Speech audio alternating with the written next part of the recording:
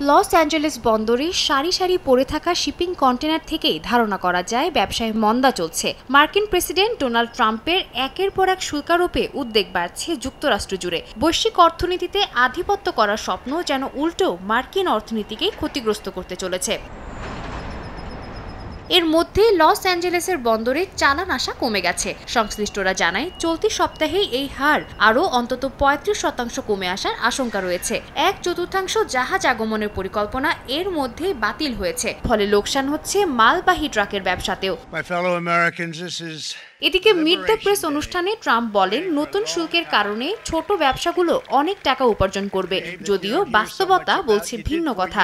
এলে বন্দরের এক্সিকিউটিভ জিন সিরোকা জানান, বন্দর এখন স্বাভাবিক পরিমাণের মাত্র ২/৩ চলছে। ভরা মৌসুম শুরুর আগেই এমন পতন মার্কিন ব্যবসায় বড় ধাক্কা বলে দাবি তাদের।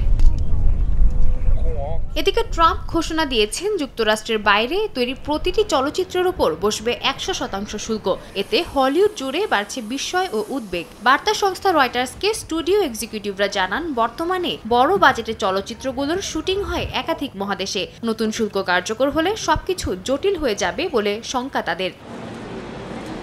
সাদিয়া তাসনিম, সময় সংবাদ।